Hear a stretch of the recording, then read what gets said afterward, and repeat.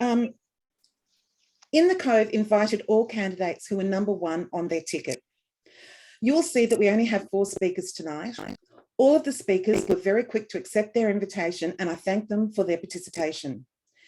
At 2:18 p.m. today, Scott Bedison RSVP'd to the invitation with the following email. I have to attend a strata meeting that was scheduled 2 weeks ago prior to the changing date. It is a statutory meeting that cannot be changed and is extremely important as it relates to capital works for the building. If the meeting finishes early, I will log on to Zoom. In the event that I cannot attend, can you please ask that people email me questions to answer? This was the first correspondence I received from Scott Bedison in relation to this forum. The order of speaking tonight was decided very scientifically. I drew names out of a hat. The order of speaking will be as follows: Rochelle Flood, representing the Greens; Andrew Zbik, representing Labor; Caleb Taylor, Independent; and Deborah Hill, Independent. Each candidate has 5 minutes. After the end of the candidate's presentation, I'll put your questions to the candidates. Please put your questions in the chat. Please start the words with questions for and insert name, or questions for all. Each participant can ask 1 question, and if we have time, we'll backtrack on people who've asked more than 1. If you can, it'd be great if you put your suburb on there as well, because it'd be good to see where the issues are arising. Please do not write anything in the chat that is offensive or derogatory or defamatory, as you will be removed from this forum. How to vote and preferences. A lot of people are a bit concerned, don't understand preferences. You don't have to preference anyone, but if you do, it is quite confusing. Voices of North Sydney, which is an independent body, have put together a really good video, and at the end of this presentation, I'll play it. It's very quick and it's worth sticking around to watch it. So we've nearly got 75% of participants in, so I think it would be great if we started. And Rochelle, if you're ready to go, please go ahead. Thank you, Jackie. I'd also like to start by paying my respects to elders past, present and emerging. And thank you for organising tonight's community event. The importance of community input is actually one of the main reasons why I wanted to nominate for Lane Cove Council. Like many people I've spoken with over the last 12 months, it often feels like community consultation can become a bit of a tick box exercise. And while there are opportunities for people to provide input, sometimes it does feel like the views of the community can be sidelined. We've seen this in particular with decisions around Bob Campbell Oval, the golf course, or the fate of the land on Longueville Road. So I would make it a priority to ensure there are more opportunities for local residents to be involved in genuine public consultation, as well as ensuring greater transparency over council decision making. If elected, another key priority would be working with the community to help protect and expand our green spaces. One of the things that I love the most about living in Lane Cove is our beautiful bushland and the fact that most of us have bushwalks and beautiful parks on our doorstep. We need to ensure that we have a council that recognises the importance of protecting these green spaces. It's not something that can be taken for granted. And not only this, but given an expanding population, we also need a council that will look for opportunities to help expand access to green space, whether that's through bushwalks, parks, or a sporting field. Another key issue that I've come across when talking with local residents is the need for more affordable childcare services.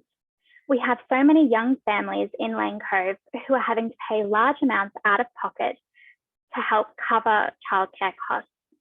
Higher early childhood education fees mean that for many caregivers, most or sometimes all of their income can go on enrolling their children in early childhood care. Without affordable options, we're creating a gap where some children from lower income families are having to go without this important start in life. And it's also keeping some primary caregivers, particularly mothers, out of the workforce. We're fortunate in that we do have several council-owned childcare facilities in Lane Cove, including one that's still managed by council. If elected, I'd work to help increase the number of places on offer in council-run childcare facilities. I'd also help to introduce a subsidy for families on low incomes, so that those who may not be able to afford more expensive childcare options aren't forced to go without. Another message that's come through loud and clear when talking with residents is the need for more affordable rental accommodation. More than 36% of residents in Lane Cove have indicated that they're currently renting their properties. That includes myself. But we've seen prices in private rentals continue to rise over recent years. People who have lived and worked locally in essential industries for years are facing the risk of being pushed out of the rental market entirely. Lane Cove families with adult children looking to move out of their homes are also facing the reality that they may not be able to continue living in the same suburb, and they may need to move far away from their support networks. I'd make it a priority to work on the new local housing strategy, which is due for consideration by the newly elected council next year. While it's a tricky issue to deal with, there are a number of options that we can look at to try and ensure we have more affordable housing options for local families. Finally, as a representative of the Greens and as a young person, it should be clear that I would also make action on climate change an absolute priority. The time for delays has well and truly passed. We need to ensure that we have a council that will take decisive action to reduce emissions and to help promote a transition to renewable energy. I'd work with the local community to help promote that transition and to help improve access to active transport options and to make it easier for those with electric cars to access charging infrastructure. The climate emergency demands action from all levels of government, including council. And just in my last minute, I thought I'd share a little bit about myself for those of you I haven't met yet. I've worked as a campaigner for an animal welfare charity for several years. I've also recently finished a postgraduate degree at Macquarie Uni in environmental law. I'm passionate about helping to create positive changes, and I'd be honoured to have the opportunity to represent you and help amplify your voices on council. So thanks very much for your time today, and I'm really looking forward to your questions. Thank you so much, Rochelle. It's good to see you've got such a clean house with your little vacuum there behind you. Okay. Next on the agenda is Mr. Andrew Zbik, who is a current councillor. Last night we got asked about why there were no current councillors in Central Ward, and that was because the two of them had decided not to stand, and one unfortunately passed away.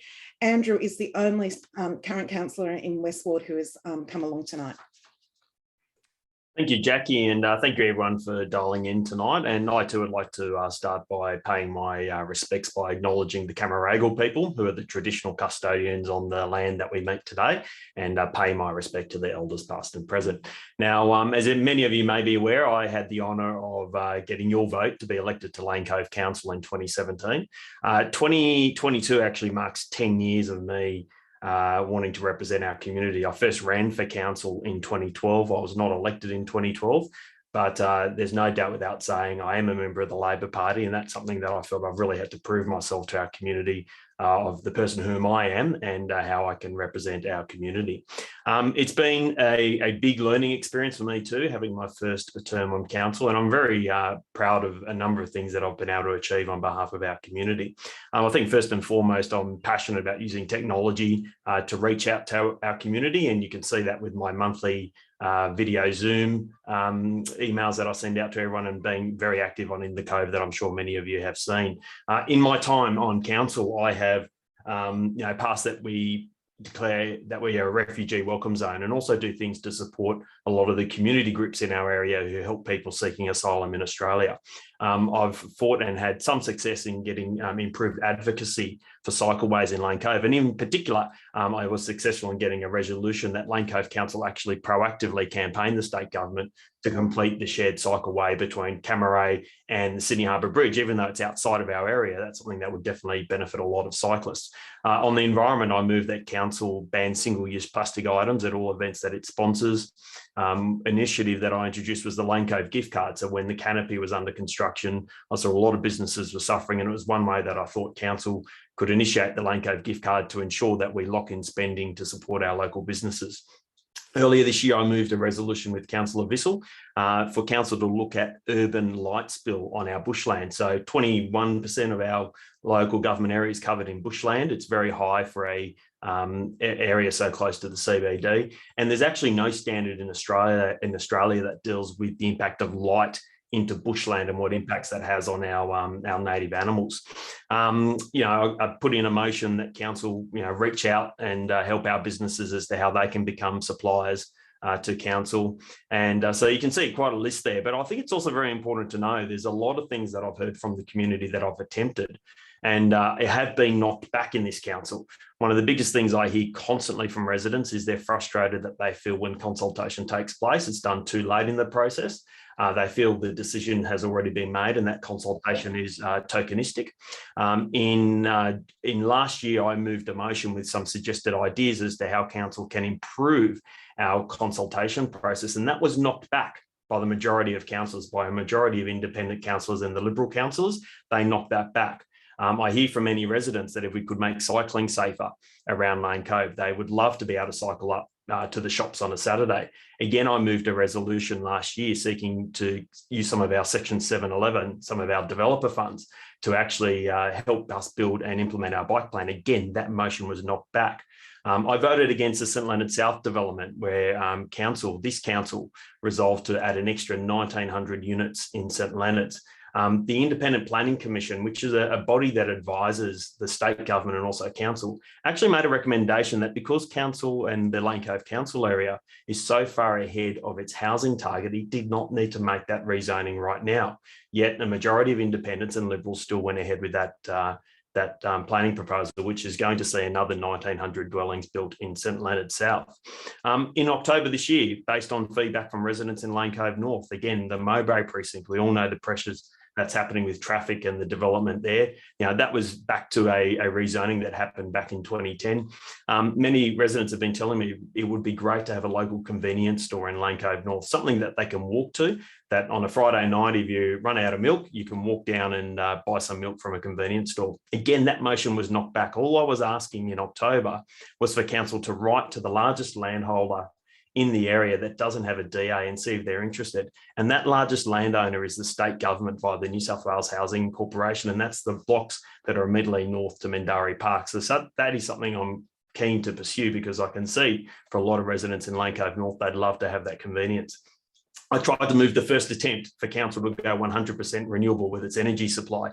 That was knocked back initially, thankfully, when that resolution came up again with council staff. When council staff made the recommendation, that was adopted. So you can see there's a very long history here of things that I've been trying to do and have, a majority of independents and the Liberals, unfortunately, have blocked time and time again. But I am proud because I believe that is what you, the residents, are telling me to do. And every time I send out one of my monthly newsletters where I have a video, short summary of what's happening on council, on average, I get about 50 responses from residents sharing their thoughts and ideas with me. So I'm really using technology to reach out to residents. Now, what would I plan to do for a second term on council? Well, our big three things is we really want to adopt this concept that council moves from consultation to collaboration. So I believe, like we are tonight, we're using Zoom as a forum to engage. Council, I believe, can use a lot more workshops that are overseen by an independent facilitator earlier on in the decision-making process. And it's a sense I get from the community too. The days of consultation are very early 2000s. I really get a sense from our community that they want to be involved in creating the ideas, involved in the decision-making. So we want to move from consultation to collaboration.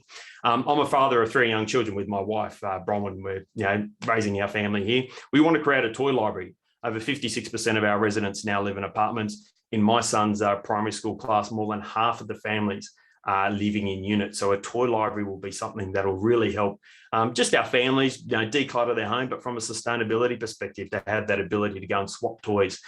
We want to create a virtual solar grid. We're serious. I was very proud that Lane Cove Council Andrew, your adopted. time is up.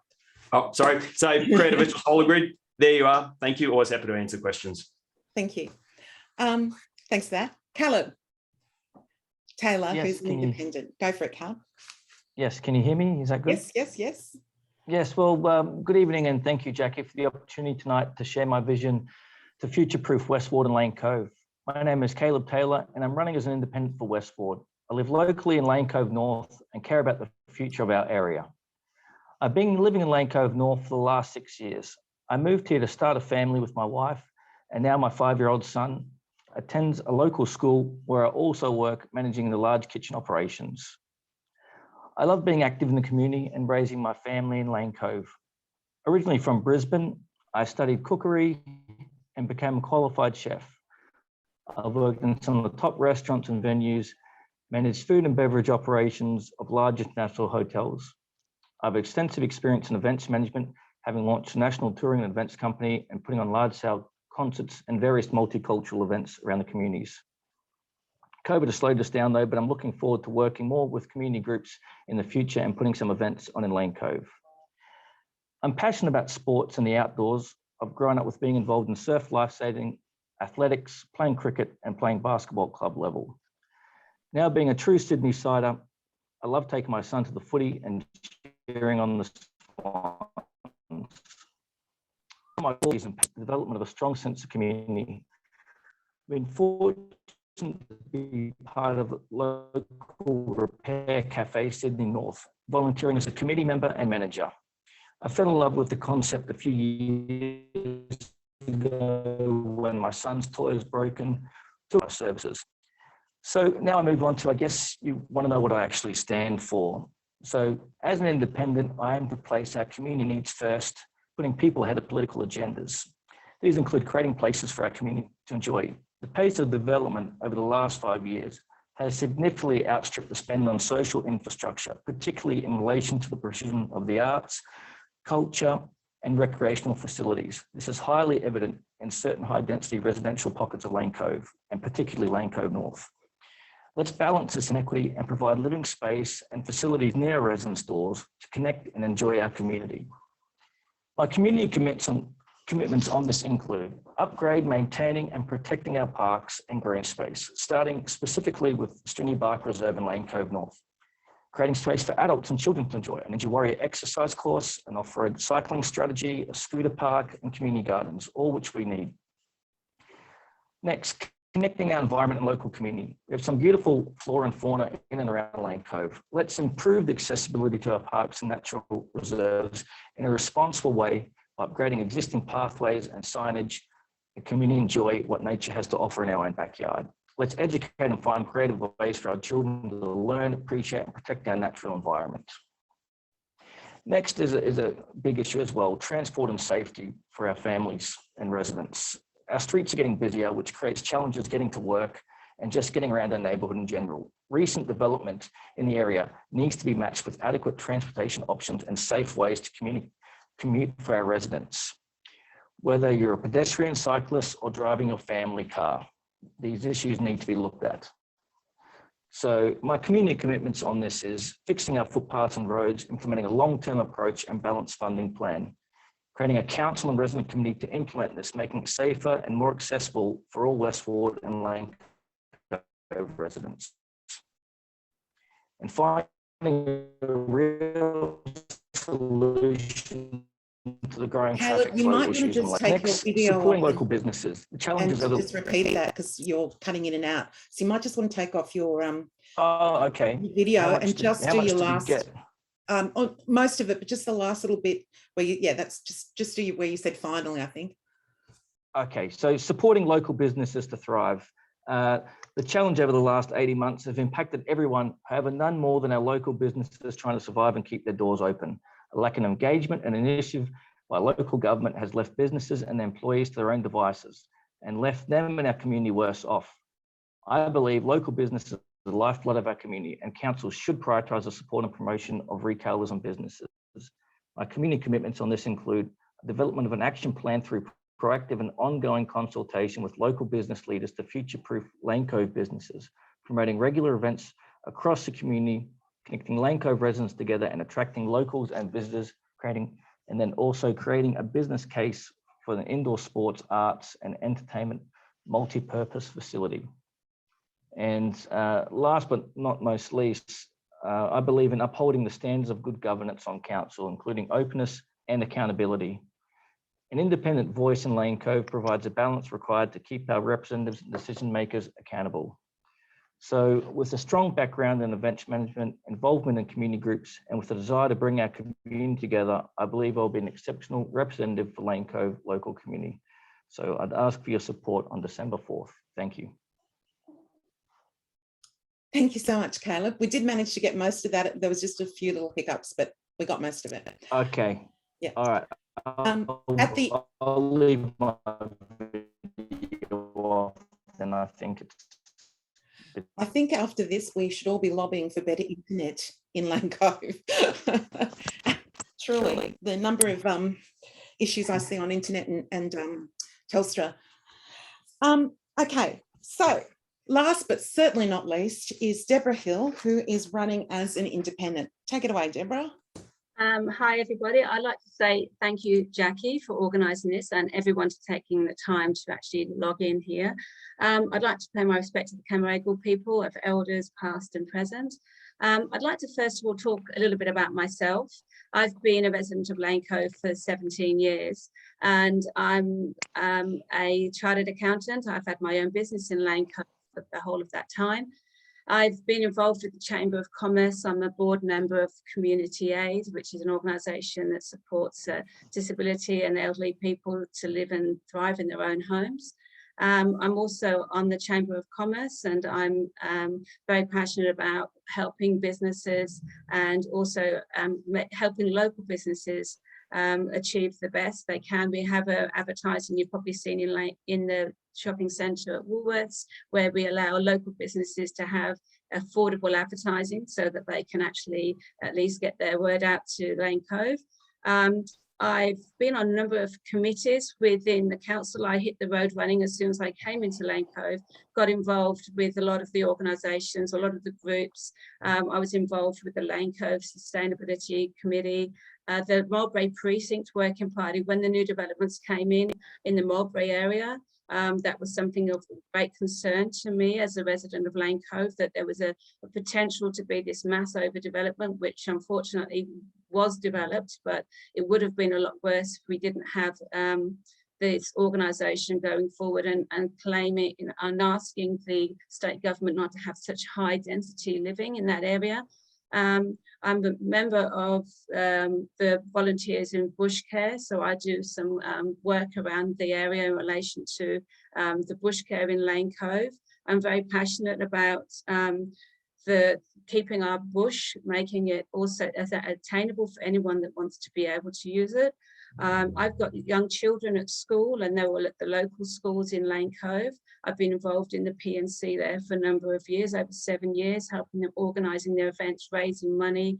When the floods went through New South Wales, myself and a number of neighbours got together and raised over $8,000 in one day to support these people. I'm very passionate at giving back into the community. This is my first time on council or putting up for council, and I have been involved in a number of committees on council. I've got children that do sports. I've got a very good and interest in climate change, recycling and the environment in Lane Cove. In relation to consultation and communications in relation to our community and letting people know what's happening in our community, what the council are doing, I think is really important. I'd like to get as much of the people in the community engaged in what's happening and having their say. I'm wanting to make myself available for people that have any questions and would be able to support issues that are important to our people. You know, we're ratepayers here. We pay for the council to operate, and they're there to support us. We are the people that are meant to be relaying that to council. So although there may be issues that come up that are not going to be to everyone's liking, I'm here to support and encourage as much as possible the needs of our community. I'm very passionate about making sure that people have voice, that people can be heard, and through that, that's why I've asked to come as a councillor. As an independent, I'm not tied to any political party. I'm purely here because I want to support our community and I want our community to have a voice. Thank you. And look forward to sort of having your questions. Thank you so much. Okay. Well, while you're there, Deborah, you may as well ask the first question, and then we'll go along the line. This question is for everybody, and it's from a Lane Cove West property owner. This is a question for everybody. What will you do for the Lane Cove Business Park, particularly given the change to remote working? Would you consider a change of use to residential?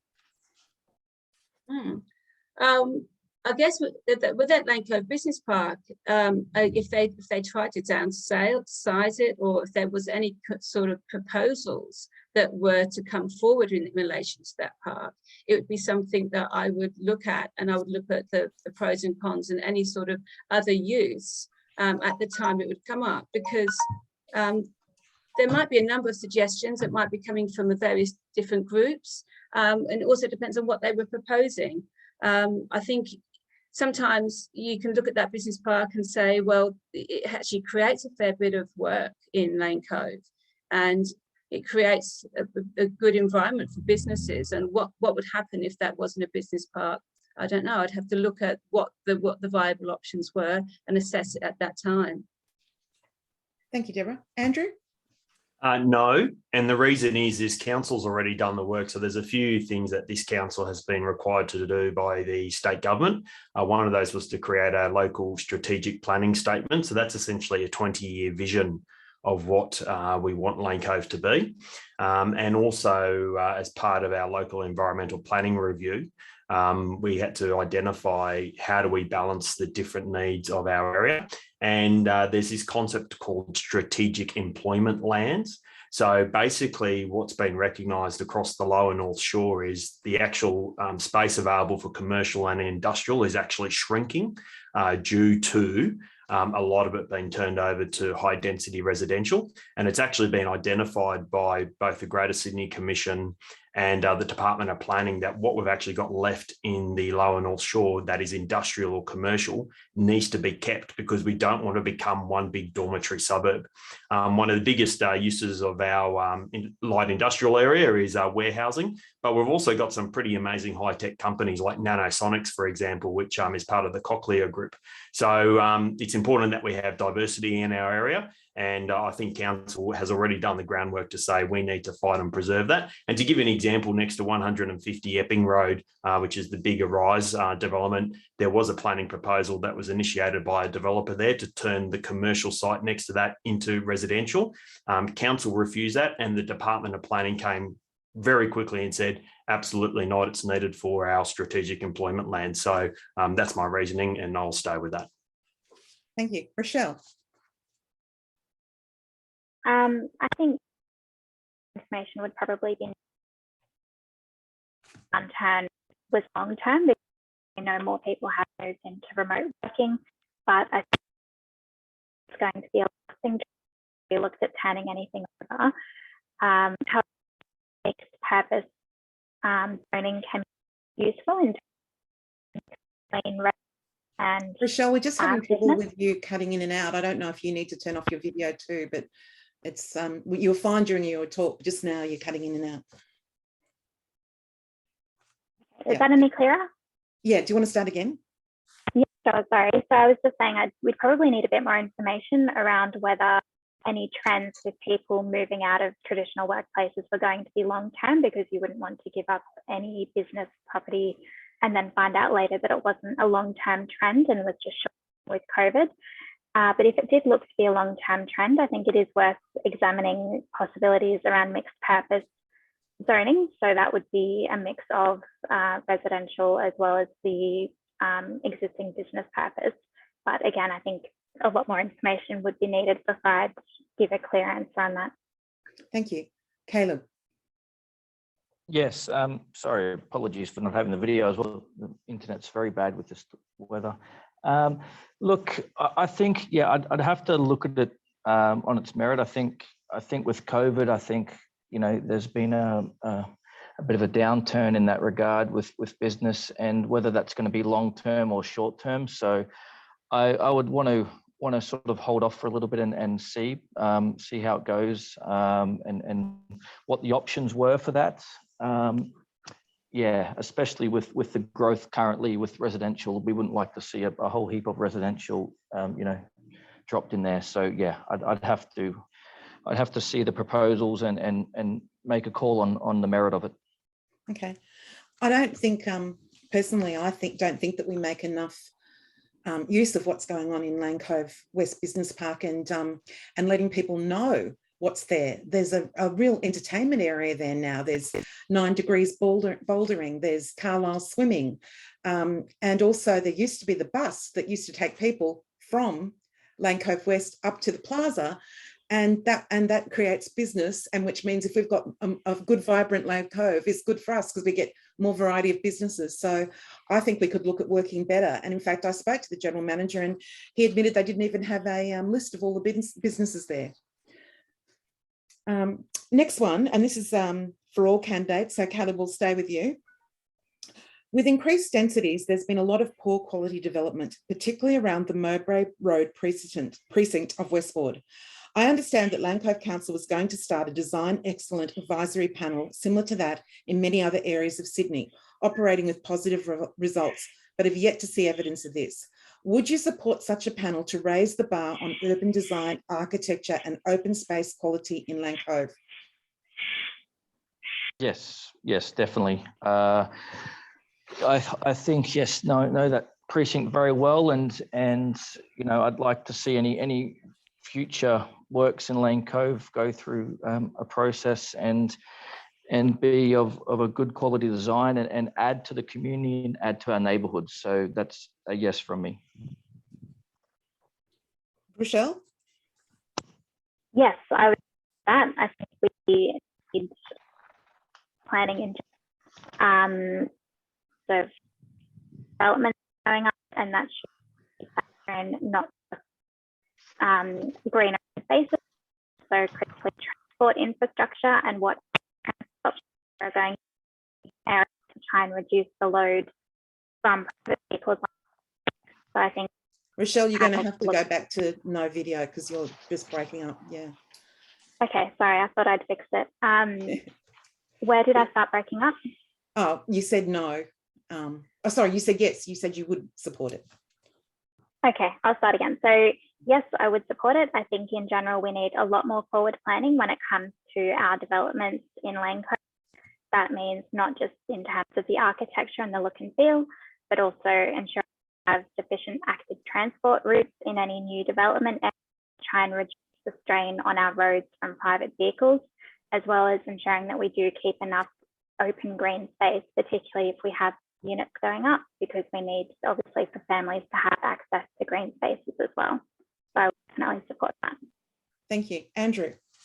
Yeah, council's already resolved to do this. So that was done over a few meetings. I'm just quickly checking the minutes, starting in May of last year. And I understand the current development application that's part of the St Leonard South precinct is the first development that will be going through that design review panel. Okay. Well, if that's the case, then it might not, we might not need Deborah to say anything, but feel free to. Well, I would say, look, anything that improves the living and the environment and in a positive way, I think that is always worth considering the options. It's always worth looking at these reports, looking at what people actually suggest, and then taking it on their merits. So anything that involves a positive change would be something I would definitely look at. And in each of these cases, we are going to be looking at a variety of different information and looking at that and making a decision on what we think is going to be best for our community is always something we should be open to. Great, thank you. Staying with you, Deborah. In our part of the West Ward, Epping Road and east of Centennial Avenue, we have suffered ongoing escalation in traffic volumes, speeds and amenity impacts due to rat runs. The local traffic committee is supposed to have a community representative and provide transparent consultation, but it seems this has not been the case for some time. Can you advise what your policy would be to help resolve this situation and initiate long overdue action? Lane Cove North resident. I'm aware of that issue in relation to those rat runs, and I'm also very sympathetic to the people that live in those areas, because those rat runs through those little local streets, it's not good. It's not good for safety. It's not good for people that live in that area. I'm not over the fact that the RMS has a lot of control over the roads within Lane Cove. And I understand that where there are any lights, that the RMS has the control over the flow of traffic through those lights. And some of those local areas may well fall within those jurisdictions. Now, if the council has the power or has the ability to go through those local areas and make those changes, it would be definitely something that I would support. I don't believe that we should have rat runs through suburban streets at all, but if it's something that the RMS control, that the council cannot change, then it makes it very difficult. We have our hands tied. So when it came to that, I would definitely support reviewing those issues and seeing if there's anything at council level we could do.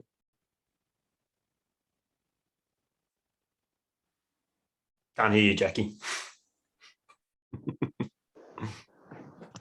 Andrew, Yeah. I know that you've got a policy on this traffic management committee. Yeah, so look, I'll be very honest. When I first got on council, it was recommended that a councillor be removed from attending the traffic committee. The logic was that it's a technical committee that follows standards. I think that was a big mistake. So I am committed that we return a councillor to be present on that traffic committee. And I also want to go one thing further. I think there's a massive disconnect between what Transport for New South Wales, and it is one thing I absolutely underestimated prior to getting onto council, was actually how little control we have over our own local roads. These are even the roads that are designated for council. So in Willoughby, if you're a resident and you have a traffic matter, you're allowed to go and front that traffic committee, the Willoughby Council Traffic Committee, and put your case. You get to speak directly with the people who are making the decisions. We have never done that in Lane Cove. So I'm committed that should I be re-elected and should I have some colleagues on council as well, that we will move, that residents will have that opportunity to directly front our traffic committee and give their feedback. And to give you context, there's only one thing I've been able to achieve as a councillor in this term, which I didn't need approval from Transport for New South Wales, and that was to put a slow point sign in Murray Lane in Lane Cove North. So that gives a bit of a context of that was the only issue I could do because I directed council staff to do it. Every other traffic issue needs to go via the traffic committee and get approval from Transport for New South Wales. Thank you. Rochelle. Thanks, Jackie. Yes, so I'd also support having more direct access to provide input to the committee and working to have, I suppose, a better relationship with RMS, their control and everything over what's happening locally. I think that's, I don't know much covers it. Thank you. Caleb. Yes, Jackie. Yeah, well, I mean, it's one of my community commitments as well. You know, creating a council and resident committee to implement, you know, this getting rid of these rat runs and you know, having a real focus on our traffic issues, because with the current influx of residents we've had and we're going to have, we need a plan now, and we need the residents to have their input with council, and we need to have our voice heard a bit more. So yes. Staying with you, Caleb. What do you see as the 1 to 3 issues facing Westward specifically, and how will you address these? So what are the top 3 things that Lane Cove West residents need fixed? Well, I think we've just sort of touched on that with the challenge. Caleb, will come back to you. With the traffic flow and the rat runs. I mean, that's been a lot of my feedback. Wow, all I can say is we didn't have any problem with the internet last night in Lane Cove Central. So one of the things we need to do is get better internet in Lane Cove North. So we'll go to Andrew. So look, I've done every year other than last year because of COVID, 2018, 2019, and this year I've letterboxed a community survey. A lot of those were done at my own cost. The 3 big issues that have come up are traffic issues. So I've already addressed those as to how I think representation on traffic committee will improve. The other big one is overdevelopment. Now, the fact is our local environmental plan, which controls what can get zoned and built where, that is pretty set in stone and we can't wind it back. However, the good news is, recently, all councils in Sydney had to complete what was called a local housing strategy. In our local housing strategy, it was to address how will we meet our 2036 population growth targets. It's the first time we have in writing and recognised by the Greater Sydney Commission, the Department of Planning and Lane Cove Council that we do not need to do any further rezonings in our area. So that I think is a big win. It's the first time we've got that in writing. I think what council can do is our enforcement of developers and our enforcement of ensuring construction is compliant. We need more resources allocated to that department. It's one of the biggest things I get feedback from residents about breaches. It's something I'm constantly giving to staff. And I'd like to see actually a bit of a culture that there are rules to be enforced and we enforce them. And that's what needs to be done. The next big issue is climate change. That was the third biggest issue that we heard from residents. And for us, I didn't get it finished, but we've got this idea about a virtual solar grid. Lane Cove Council pays for a free solar mapping tool. So if you go to the Lane Cove Council website, type in solar mapping tool, you'll see this tool has mapped the roof space of every building in Lane Cove. It tells you what your capacity is to install solar panels. The biggest opportunities on are strata buildings. Strata buildings generally, A, do not have the money to install solar arrays. B, in New South Wales, if a strata building were to install a solar array and try and distribute that to individual units, you can't do that. You need to be registered as an energy retailer. So we've come up with a scheme. Arena is actually advocating for this in Australia, where buildings lease their roof space and a private operator will come in, install the solar panels, sell the electricity, pay rent for that roof space. But more importantly, we're creating renewable energy locally. So that's a big policy that I'd like to, that's what I call my BHAG. It's my big, hairy, audacious goal. It's my big idea should I get re-elected. But I think we're serious about a climate emergency. We've got to tackle it fast. So that's the kind of thing I'd like this council, and council's role in that would be coordinating it. So that's how I'd like to see we can really tackle climate change locally. Great. Deborah, what do you see as the three top issues? There was a couple of issues that are probably the same as some of the other councillors. As far as the overdevelopment of that precinct, I was involved in the Marlborough Precinct Working Party, and one of the things that, and also on Stringy Bark Creek Residents Association, where we were very actively involved in making sure that the developers worked within their times. There was a lot of jackhammering going on in those areas, which I'm sure was very awful for the people living there. And at one point they were doing that for 6 days a week from 7 until 5. We sort of supported that. They had to reduce that, and the hours of their working and the noise in respect to those developments was very much more controlled. And also I agree in relation to the overdevelopment of those houses. We don't need, or the units. We've reached our target. I'm very passionate about the developers coming in, trying to push the boundary, trying to get higher restrictions, trying to get more units on a block, trying to change the floor to space ratio, and pushing the envelope each time.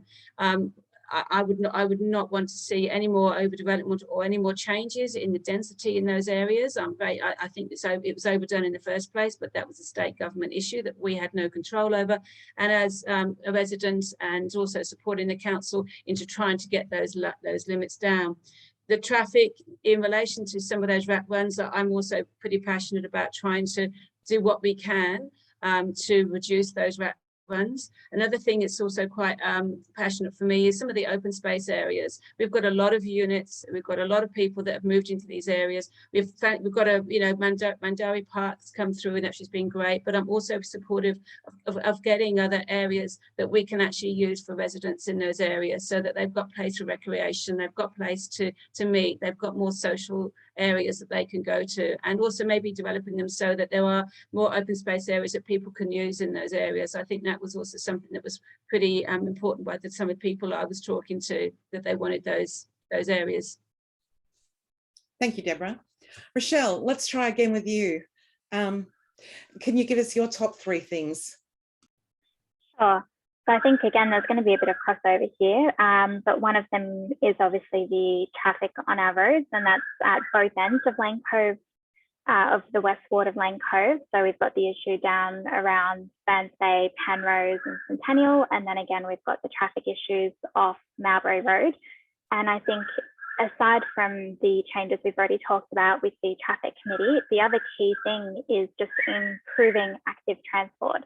We have a big community locally who cycle, And we've got a bike plan that hasn't really been implemented as effectively as it could be. And I think if we want to try and reduce the number of cars on roads, we need to look at the active transport options, improving our cycleways and improving connections between key hubs. So here in St Leonards and North Sydney, as well as the other direction towards Epping, and just making it a safer and more appealing option for people. And aside from that, I know this was for Lane Cove Westward specifically, but I don't think we can have a top three that doesn't talk about climate change. It's an issue everywhere. It's something that we're really going to need to address. And I think there's quite a few things that we can do at a council level to work on that. One is improving the uptake of renewable energy. There's a few different ways to do that. Aside from the one that Andrew's already canvassed, another option to look at is the use of microgrids. There was a trial in Byron Bay where they've tried this, and essentially residents with renewable energy, so whether that's solar or something else that have energy that they're producing for their home, they can then have excess energy that goes into other people in the microgrid community, and essentially it becomes sort of a self-sufficient little network that we could have here in Lane Cove.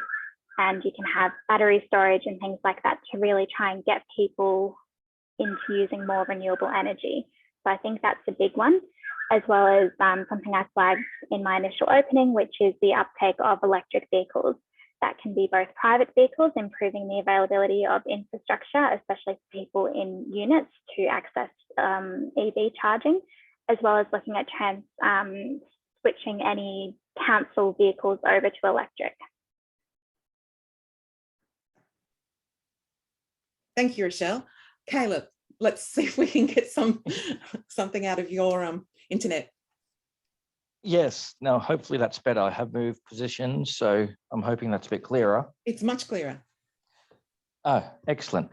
Yeah, look, my three biggest challenges as a Westward resident living in Lane Cove North is definitely the traffic flow, the rat runs. That's top of the list for me. I live on quite a busy back street that has been turned into a real rat run off Centennial. People doing the cut through from up on Mowbray and the other back streets. So that's been a big concern for myself, and I know a lot of other residents. So that's definitely top of the list. Our footpaths as well. That comes in part of that, I think, being not very accessible, and there's a lot of challenges with our footpaths, especially in Lane Cove North again.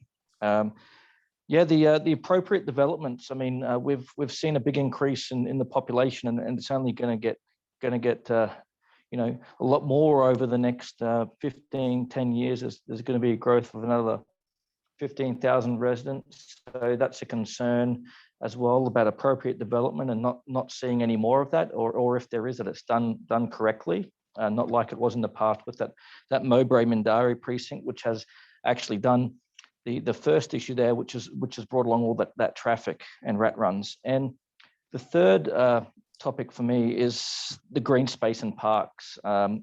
I started the petition for Stringy Bark Reserve to upgrade that and maintain that. I feel our parks in Westward, some of them have been left to run down a little bit, and there hasn't been adequate funding over the years for them.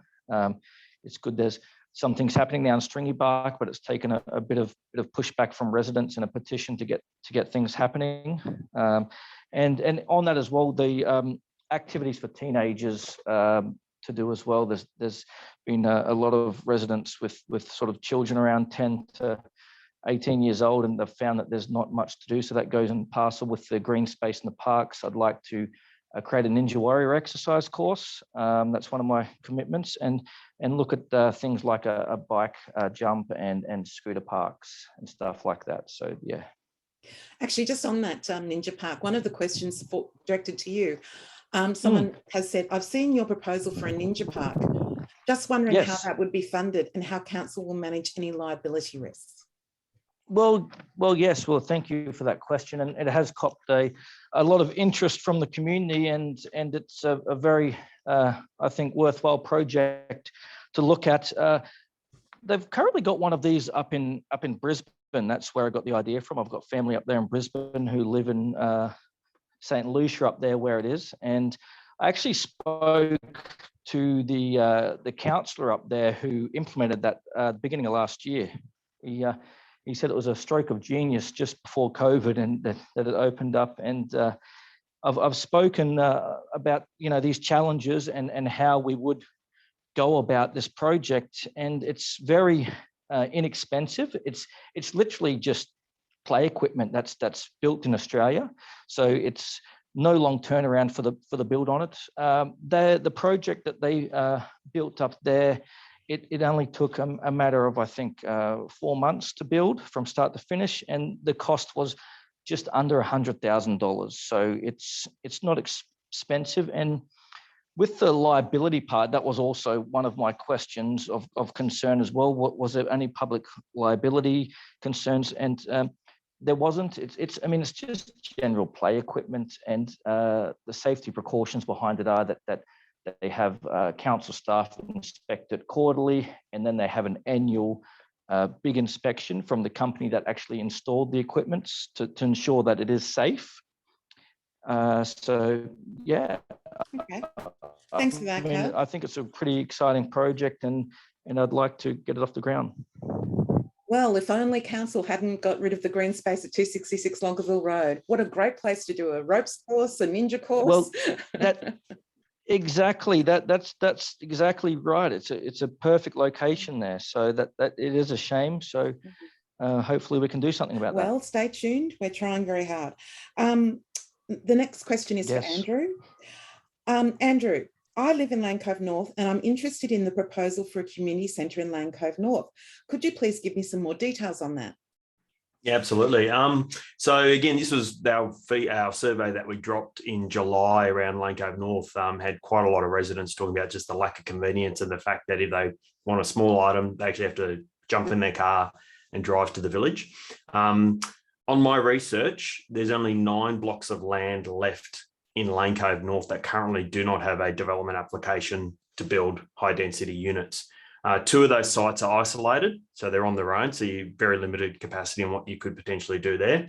As I said, 7 of those that are all immediately north to Mindari Park, they are owned by Housing and Land Corporation, part of the New South Wales state government. I've got a survey going online at the moment, and the vast majority of feedback I'm getting from residents is not just about having a local convenience store. It's about potentially, having a small chemist, a hairdresser, talking about a cafe. I met with Max from Pick Me Up Cafe last Friday. He's very keen to see actually more of a shopping centre as such built there. But to be very clear, the kind of thing we're talking about is something that is designed that you walk to.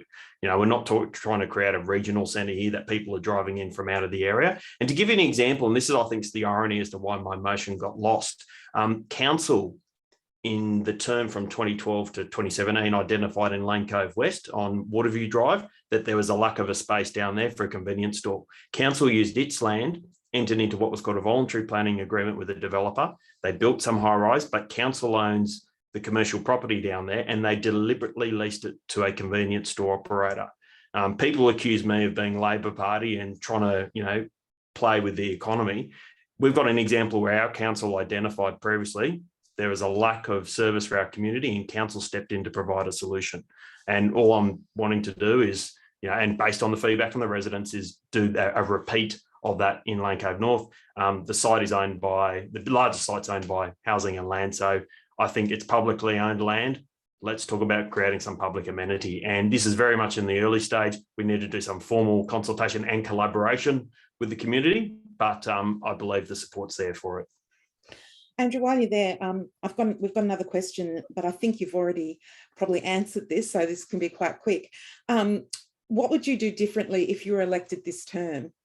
Yeah, very good question. Look, the truth is there's no training you can get to be a councillor. I feel very much this first term, as much research as you can do on the outside, once you get in, it's very different. I can see now the key decision points that we need to make. And I think this is really important because it's very likely that we'll only have 4 existing councillors at a maximum return to this new council. So we're going to have 5 new councillors who are going to be as green as I was 4 years ago. And I think one thing no one really did with me was take me under their wing and actually show me the ropes.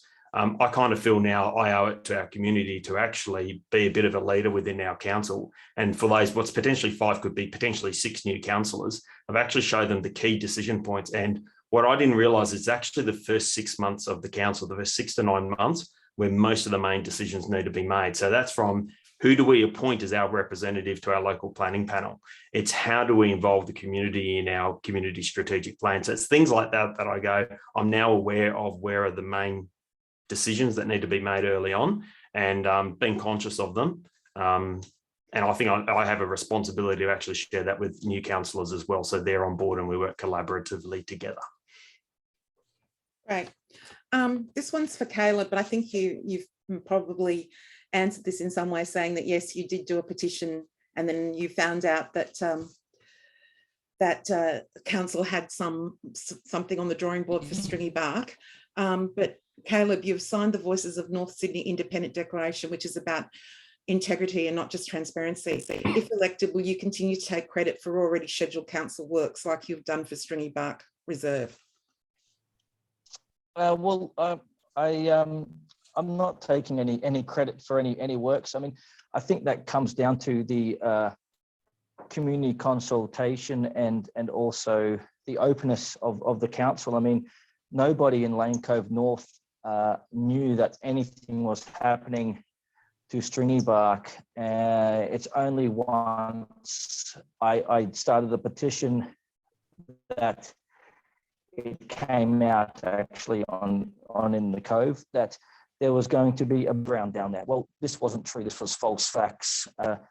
Open space at the council and asked her, you know, what is going on with Stringy Bark? The residents want to know. It's been neglected for years.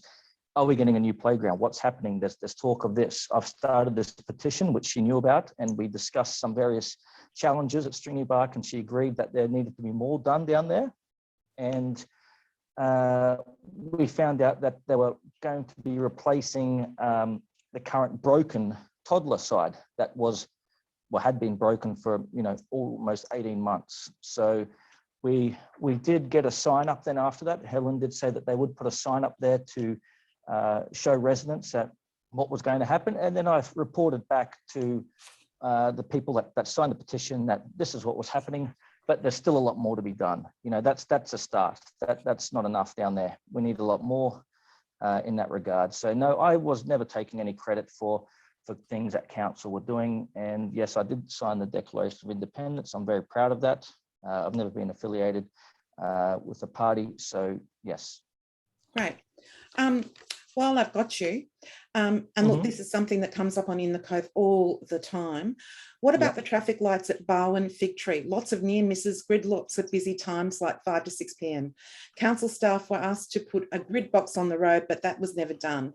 The right turn only sign from Fig Tree to Centennial Avenue is not clear enough. Yes, definitely. There needs to be something done that needs to be implemented. There's a lot of these, you know, just not only down there, there's all these other areas as well that we need to look at, and residents are quite frankly fed up with the, you know, inaction of council on these matters. Rochelle? Thanks, Jackie. So I think this one's something that would come back again to the traffic committee and improving that and ensuring that residents have an opportunity to have input, and just working with the Roads and Maritime to ensure that it is made safer. Andrew? Council has already requested to RMS, as Deborah correctly said before, they've rejected it. But I think here's a key point. Now, I can say I am aware in March, April of this year, council staff met with Transport for New South Wales. They are completing a review of the entire Centennial Avenue and Burns Bay Road. Council staff did request about addressing the intersection just mentioned, also the Penrose and Burns Bay Road intersection to install the extra left turn slip lane, which council has had plans for years. But I think here's a key point of difference of what our council can do further. Historically, our staff will chat with RMS, chat with Transport for New South Wales, get answers no, and that's it. One thing Lane Cove Council doesn't have a history is seriously advocating for our community. There are other councils that when they hit the bureaucratic stone wall with Transport for New South Wales, the council staff, the council will fund a campaign. They'll organise a petition Now, when a council organises a petition, they've got resources to do a serious campaign to lobby Transport for New South Wales for change. That's something Lane Cove Council has never had a history of doing. And I think some of these issues, it's time we start that kind of action to start to get results, because these things have been talked about for over a decade. Deborah? Yeah, I agree. I mean, that Barwon intersection, from what I understand, they put the camera facing the different direction to what we felt it should be. And that's crazy, right? We as a council, we can't tell them where to put the camera, but I agree that we shouldn't just lie down and say, oh, well, the RMS have made the decision and that's it, fait accompli. We need to push further and go, you know what, that's ridiculous. It's in the wrong location. It's not doing anything. The purpose, we had a life lost there at some point in time. And we're here to make sure that that doesn't happen again. And if you can't get it right and put the camera in the right location, then we need to push further and actually get it moved and look at other areas. I mean, I'm quite passionate about this. I mean, it's local government, we have our hands tied in lots of ways, but I do believe that we need to push further at some of these decisions that are made outside our control. We need to push further and get them sorted. I'm so glad to hear that all of the candidates say that, because I can tell you that I push and push and push. And for example, it took me 2 years to get some action on the bend around River Road going towards the Diddy, and because there were accidents there every time there was rain, and they finally got a black spot funding and put some surface and some little plastic things, and there haven't been an accident since. My biggest campaign at the moment is the Mowbray Road, Lane Cove North bend near the old Caltex service station, because whenever there's rain, there is an accident, and it's the actual Canberra of the road. And Willoughby Council and Lane Cove Council should be acting together. So I'm very pleased to hear this, because I truly believe that Lane Cove Council, as soon as the state government says no, they go, oh, well, it said no. Path of least resistance cannot continue. Sorry, I'm very passionate about that. No. Sorry. That's why they call me the troublemaker. That's good. Okay. Deborah, you've signed the Declaration of Independence, or have you signed the Declaration of Independence? Yes. And they talk about a letter circulated recently where you appeared to align with Liberal councillors. Have you seen a letter about that? No, but okay. No, I haven't seen it. I've not aligned with anyone. Right. Okay. At all. I don't know. No, I haven't seen the letter, and I haven't heard about a letter, but okay. That's what we put out. I don't know who put that out. Yeah, I do think that it's been a bit tough because there has been a voting bloc this year with the Liberals and the Independents, which has pushed through some issues that have been quite unpopular. And I feel that people have been a bit let down on that. I mean, I'm as an independent, I'm standing as an independent, and I think that I want everyone to know that I'm not aligned to any political party, and the whole purpose of standing up is to be transparent. And I think that that's important. If you're going in, you're going in with all your cards on the table. This is what I am. This is what I stand for. This is why I'm standing. And independence is something I'm very passionate about. Good. I'm glad to hear that independence will be true independence. While you're there, what do you think of dogs that run through the beautiful bushwalks off leash? Owners completely ignore the many signs saying dogs must be on leash. Has anyone ever been fined? Well, I can answer that and say yes. And in fact, the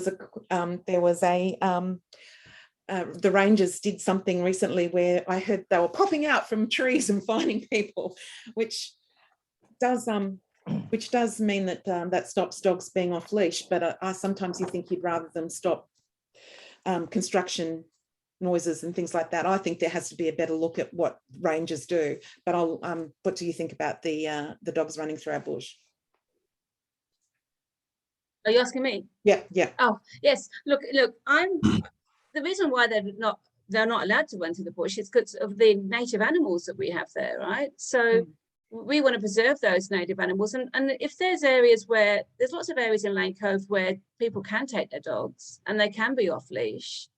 So, if there's areas that we need to have a look at to maybe make more areas that they can be off leash, I don't know. I would believe that there's enough parks that we can have the dogs off leash in those parks. And I think that we do need to preserve our native animals. Andrew? Dogs on leash, fine. Council did do a fauna study about 2 years ago and identified 128 different native species that exist in our local bushland, including a wallaby, echidnas. It's quite amazing what was discovered. Off leash not appropriate because we've got that diversity, that fauna, so I think we need to protect that. So dogs on leash is what I believe is appropriate. Rochelle?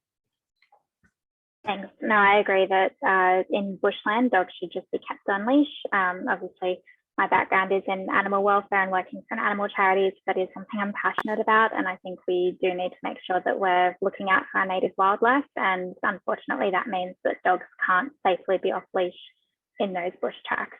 But there are plenty of other areas for them to be off leash. And obviously, we support that in safe park areas. Caleb?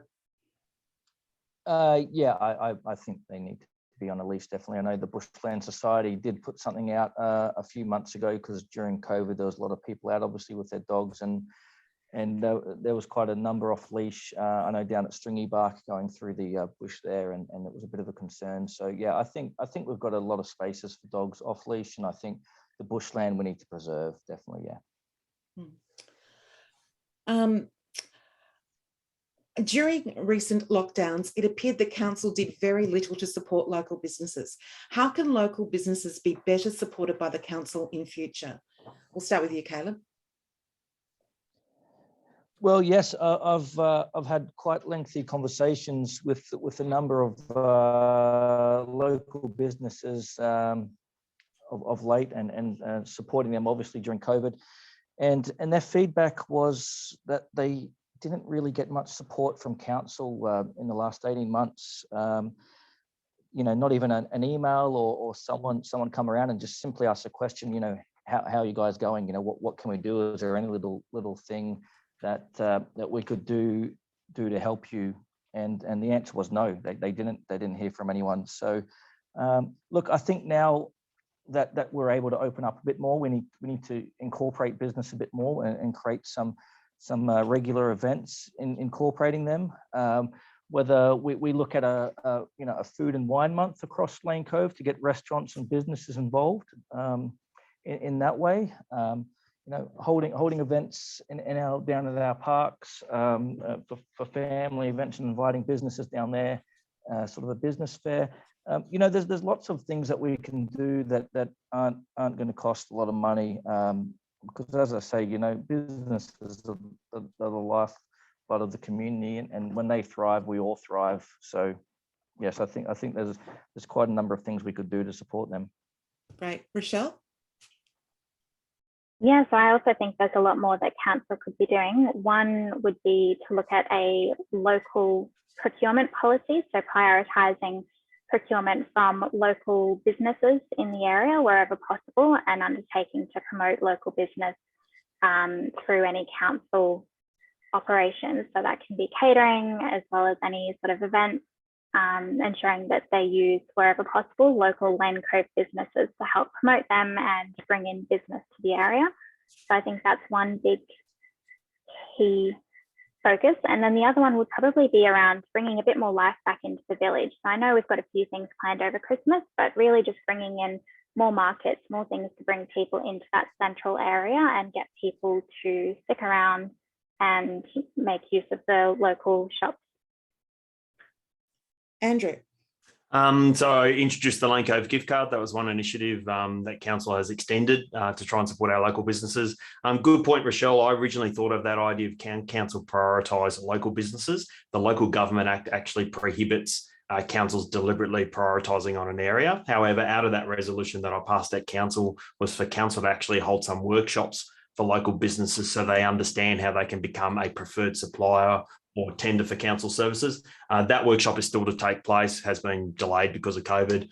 Council actually, one of the reasons why council did run a deficit last year was because many of our businesses, whether they pay money for their lease in the plaza, or council is actually a landlord at quite a few commercial properties around the area. Council did forgive rent, did forgive their fees for hiring places in the plaza, for example. So that's some of the things council did. I think the point Jackie's raised, and Jackie has actually raised this with me before, we've got to connect with the businesses in Lane Cove West. And I think some forum and dialogue, and I think Deb, potentially with your role with the Chamber of Commerce, I think that could be a very unique skill set to have on council. So it'd be interesting to see. Yeah, look, I think it's a space. Let's investigate further. Deborah, I'm sure you've got some ideas on this. Yeah, look, I have been involved with council as through the Chamber of Commerce, and over many of years I've we put on seminars. One of the things that I was pushing quite strongly was to have some sort of business register, so that the businesses in Lane Cove would have a point of contact. So in its case, when COVID hit, if we had a business directory of all of the people, their contact, how to get in contact with them, we could have given them some sort of assistance on how they get their COVID help. When all this information came out, there was lots of different places that businesses go to, and to have a one-stop shop where we would find out the information and we could sort of pass it through to those businesses so that they were able to get hold of help they needed. I've been talking to the council in relation to some business events and things that we would like to sort of throw over for some businesses. They'd have a workshop.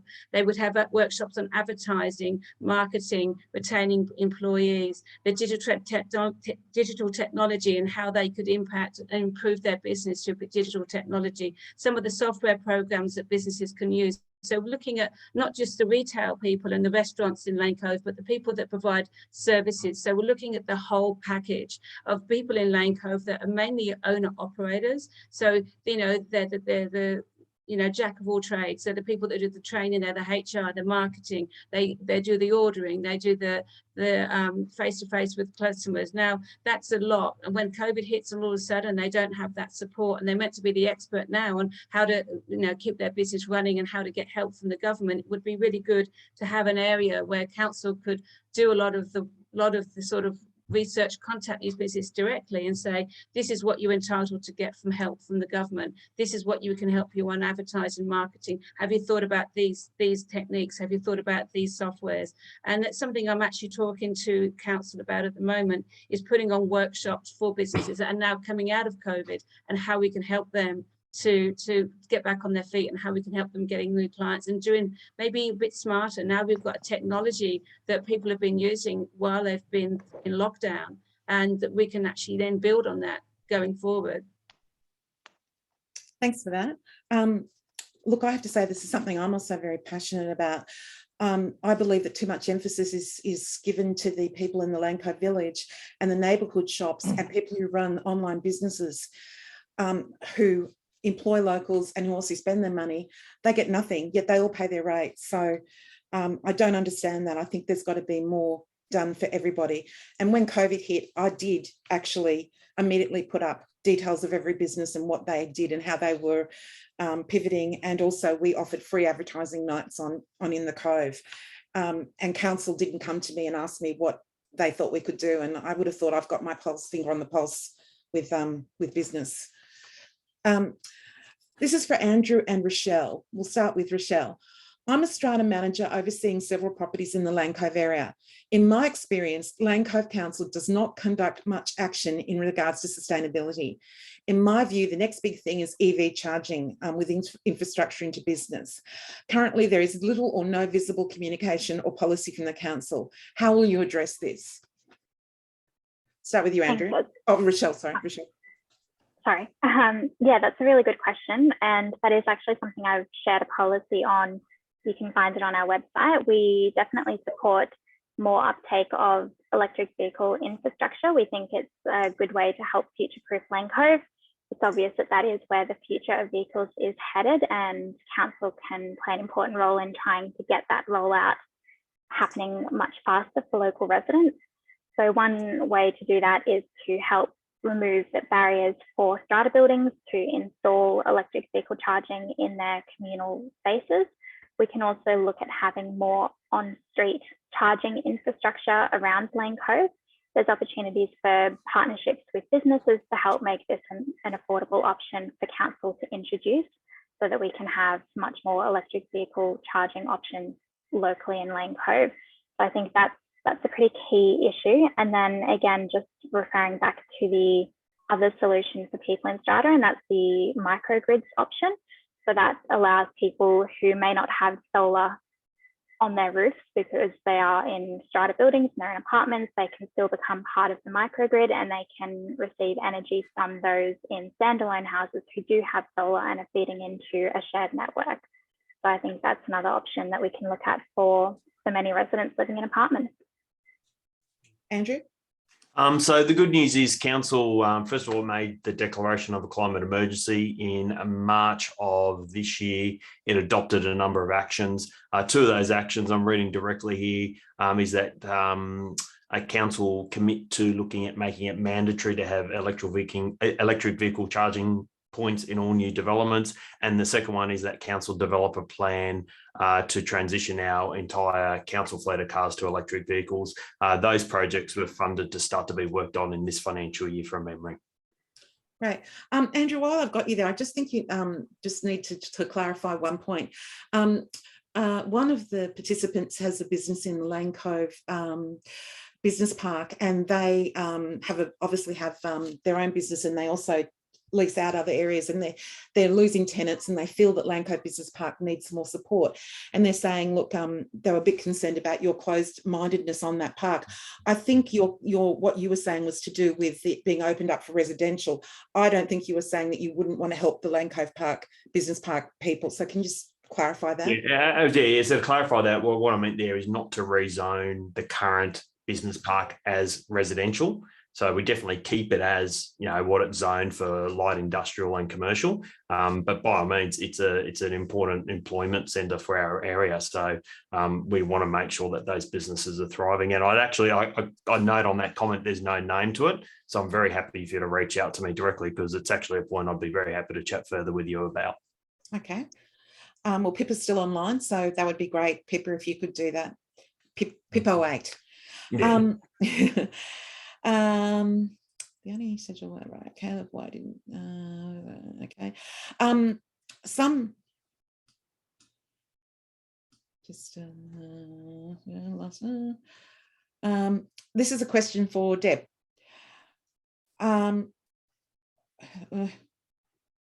Again, they're just asking if you're aligned with a voting block at all. But I think you've already answered that. Yeah, so, no. Yeah. Okay. Deb, you've talked about the importance of protecting wildlife, but I understand that you are very public in your position on the magpie in your area, and that you call for it to be culled. Can you please explain this position to the community? Why some animals but not others?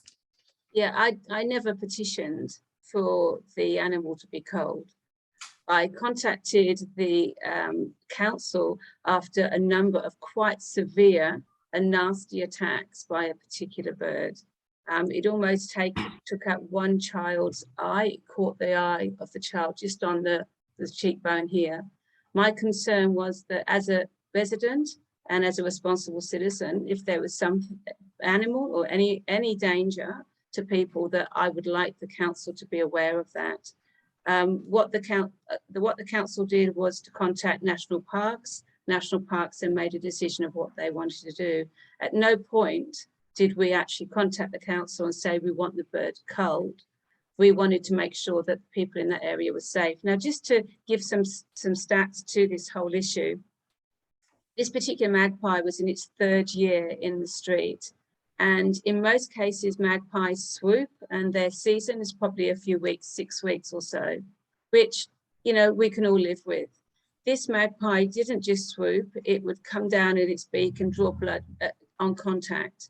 Its season wasn't 6 weeks, it was 6 months, from July through to December. This particular bird didn't have a mate, and it didn't have any young birds. Now, our preference would have been to have had the bird relocated. We were just concerned that we've got children in the area, we've got elderly people in the area, that there was going to be an accident and it was going to be quite severe. And my concern was that if that was my child, or if that was my parents, and I had not said anything, or I had kept quiet because I didn't know what else to do, that I wouldn't want to live with that. I wouldn't want to live with the fact that there was some bird there that, according to the experts, when we were investigating further, they say there was a very small minority of birds that just have a big brain spat and they become very aggressive, and that, you know, in those cases, they do try and relocate them. And I think there was a successful relocation by one council, but there was, and this is something that happens all the time. This is a very, very rare occasion. And there was one case in Ku-ring-gai where they had to do this. But just to be clear, I don't want anything killed. I'm in that bush environment because I love it. But I'm also aware that we have to create a safe environment. And that magpie was quite dangerous. It caught me multiple times, and it has, you know, any children, elderly people in the area were of concern to me. And that's why I raised it with council that there was a dangerous bird in that area. I didn't tell them to cull it. Thanks, Deb. This is to all current council, to all candidates. Current council formed a policy that a Lane Cove fence park have a secure gates locked open by rangers during the day to force dog owners to pay more attention to their dogs by increasing the danger that dog might run out onto nearby roads. I'm not making this up. What do the candidates think about this sort of community-friendly policy? So Deb, do you want to talk about that? Say that again. You're saying that there was a petition to have the gates closed so that the dogs wouldn't run out. Yeah, so it's confusing. So what had happened was that at Kingston Smith Oval, they wanted the gates open during the day, and they were locked open, like as in they were always going to be open, so that people paid more attention, because if they knew their dogs could get out, they would pay more attention rather than just walking around talking to other people. And that was considered not a community-friendly strategy, because children play on those ovals as well. And what's your view on that type of action being taken by council? Look, in relation to the ovals, I did hear, and I don't have any basis on, I did hear that there were some ovals where people would come along, take their dogs, park them there, leave them, and then come back. And while the ovals were all enclosed, that was a great environment. Now, when you take a dog to any park, you should be looking out for your dog. You should be responsible for the dog. You should be picking up its droppings. You're making sure that it's safe, making sure that it's not, you know, doing anything with other people or attacking or whatever you need to do. As a dog owner, you should be responsible. As far as locking the gates open, look, if you're in an oval where there's Tantalong Oval, there's a gate and it backs straight onto Epping Road. Now, having the gate open while you've got children or dogs around, I would have thought would have been not terribly responsible. Dogs tend to run off and they could get through the gate, and no one wants them running out onto the road where they could cause an accident or they could cause more damage. I don't believe that we should be having ovals that, you know, the gates being locked. If it's a safety thing and it's a best thing for safety, I think we should do it. It depends on the intention of what. I don't think it's a great community attribute to have an oval with a gate onto a main road and leave it open just because you want people to be responsible, because then if a child or an animal ran out, I don't think that would be a great outcome. Andrew, obviously you know a lot about this issue. Do you want to give your thoughts? Yeah, look, I just think talking about the way forward, we've adopted the Lane Cove dog strategy. I know there's a lot of people who felt it was not a finished document yet. The reason why I did support that is there were two main things I was hearing from dog lovers and dog owners was concerned that off-leash dog areas would be reduced and about pesticide spraying. So I think that addressed some of the concerns. But to go back to the point, I think we need to, there's a lot of healing that needs to be done in our community. And I'm actually hoping with the dog strategy we now have, which is a work in progress, the dog advisory committee that will be created shortly, I'm hoping we'll be able to get to a path where we come back to a reasonable resolution and some harmony, particularly at Kingsford Smith, you know, particularly between council staff and the residents there. And if we can get that constructive dialogue, that we can go back to a more sane solution of allowing those dogs to be closed during the day. Rochelle? Thanks. No, I wouldn't support locking the gates open. I don't think that's a fair response to the issue. I think if there are concerns around how dog owners are supervising their pets, then there needs to be more community awareness around responsible dog ownership and potentially working more with rangers to make sure people are behaving responsibly. But I think the risk posed by having the gates open, as other candidates have already identified, particularly for young children, I don't think it's worth the risk. So there would have to be other ways to make sure people are being responsible with their pets and not just letting them run off leash unattended. Thank you, Rochelle. Caleb. Yeah, I'm not a fan of the locking of the gates. I think it limits the use of the oval then, and it's you know, for different groups to be able to access it and use it. So I think, yeah, I don't think it's a well thought out plan in that regard, just for a small minority. Okay, so we've got 2 more questions, and then I'm going to ask each candidate if they'd like to just sum up. They can or they don't have to, but just to sum up. But for Caleb, William has said you're running on your credentials of involvement with community groups. Can you clarify your involvement with the Repair Cafe? What other community involvement can you rely on?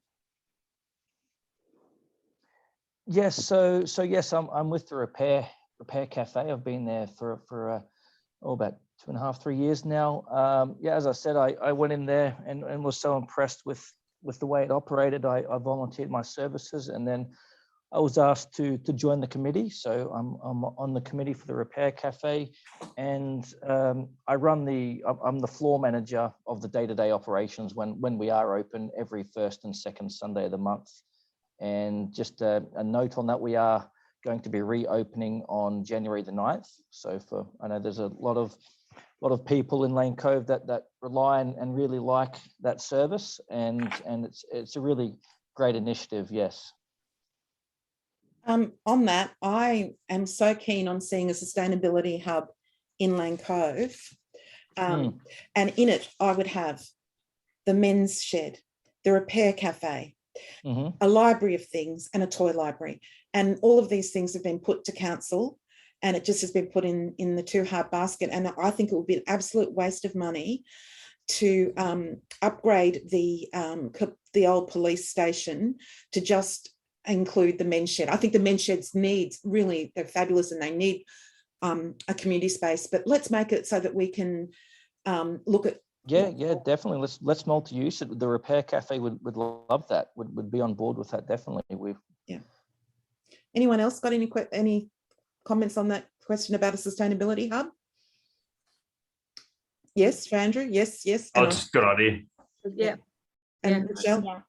Yeah, great. And just, I support it as well.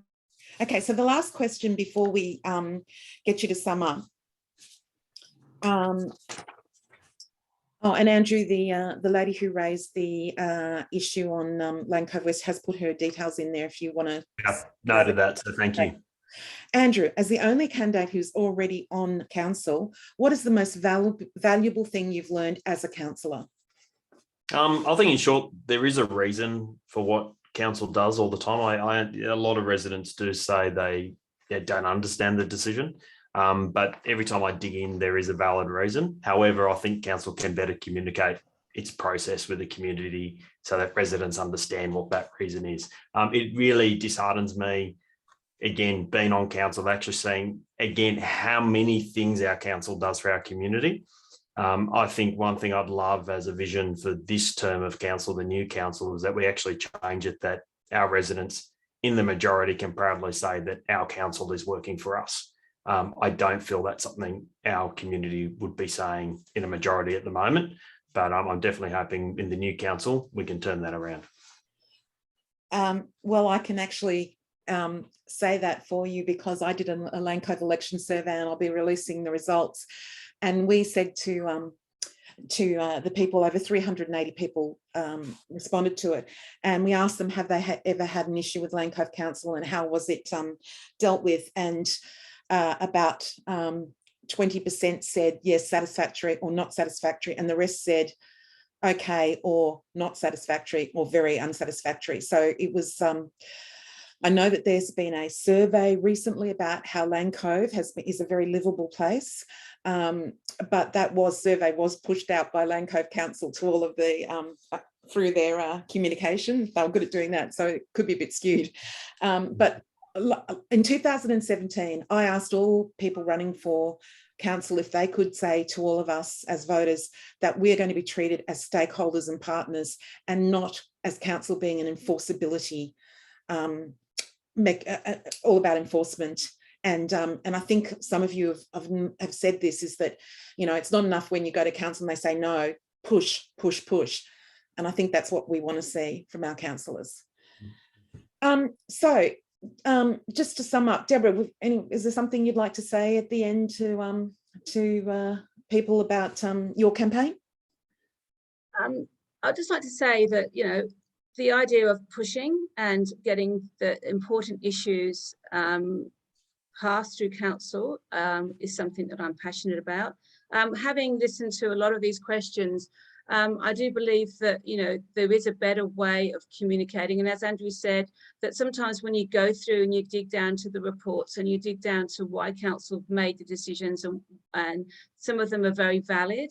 And I think that when I've read some of the comments on In the Cove about some of the things that the council have done, there seems to be a lot of misinformation that seems to be circulating around in the community. And I do believe that we need to make sure that the community, the ratepayers, the people that have provided the council that's here, do understand about what's happening, do understand about the process, and do understand about why decisions are made. And I think that would make people feel a little bit more connected and a little bit more involved in what's happening. And I think, you know, as a prospective candidate, I would really cherish trying to make that communication with our constituents stronger.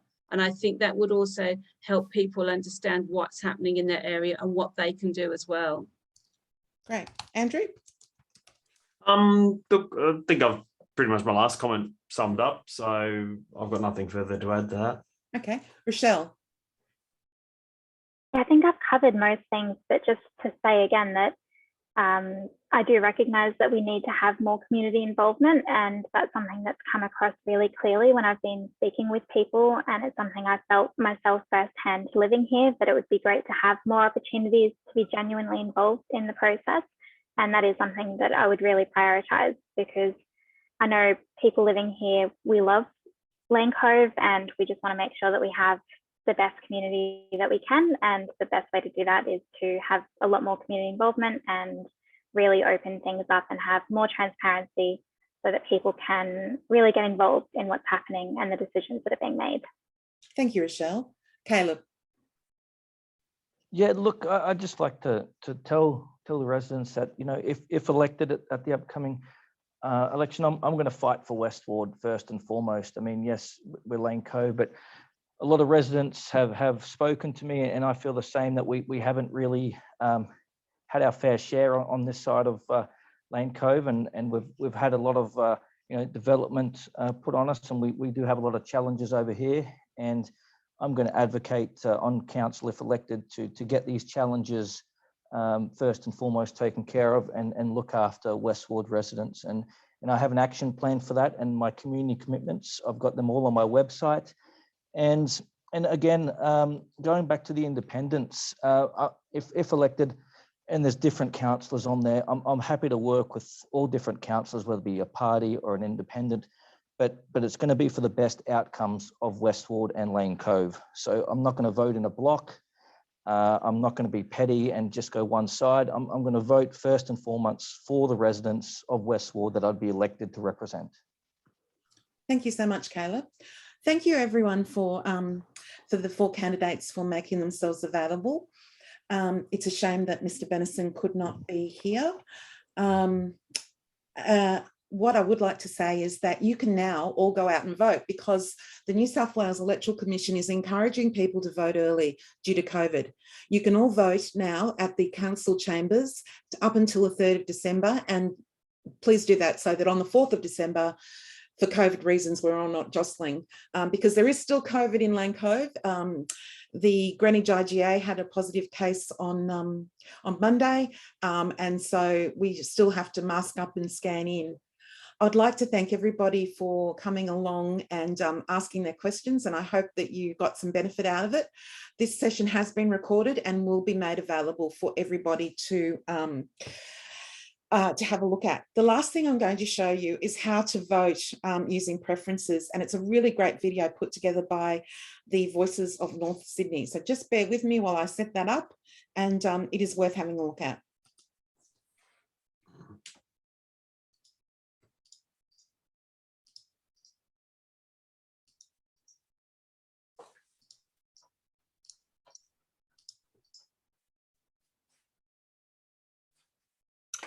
How to make your vote count in the upcoming local government elections. It's as easy as 1, 2, 3. 84 to 92% of people voted above the line in the 2017 local government elections. And that's because it's easy. Now remember, you've either got to vote above the line or below the line. You can't do both. But just to explain the way this works. If you're voting for a major party, it's pretty straightforward. Most people just put a 1 above the line. And that works well for the major parties because they get a fair proportion of the vote. And generally that means that their top candidate will get elected. Sometimes people decide to put their preferences for different candidates below the line, but really this doesn't have a major impact on the overall performance of that group. Because what happens is the votes from above the line really get transferred to below the line. And from below the line, they get transferred up to the candidate with the most votes. And that means that you usually get 1 candidate from a major party being elected and possibly 2. But what about if you want to support independents or smaller parties? Well, it's really important that you think about how your vote is used to greatest effect. And the way to do that really is put 1 above the line, but don't stop there. It's really important that you don't just put it below the line, because even though it looks as though you're working hard by filling in a whole lot of numbers, actually this doesn't have much effect. And because independents and smaller groups don't get a lot of vote, it means that they can be wiped out completely. So Bob Dibbs might get a few votes, but actually the entire group might be wiped out. In other words, that's where the story stops, because your vote is now not going to be taken into further consideration. What you need to do if you want to have a greater impact and actually really use your vote is vote above the line, put a 1 in the group that you prefer, but then think about 2nd and 3rd preferences and possibly even 4th preferences for who you'd like to have represent you in local government. It means that if your group gets voted out or doesn't get enough votes, it means that those votes of your vote is transferred across to your 2nd preference, and possibly their top candidate will get in. And if they don't make it, then you're still going, and it might be that then the next candidate in the 3rd preference gets voted in. So how to make your vote count? It is as easy as 1, 2, 3 above the line. Sorry, my ineptitude of sharing the screen there, but I think everyone heard it. So yeah, just 1, 2, 3 above the line. So thank you very much, everybody. And the recording will be made available tomorrow. Thank you so much. Bye-bye. Thank you, Jackie, and thank you, everyone. Thanks a lot. Thank you, Jackie. Bye.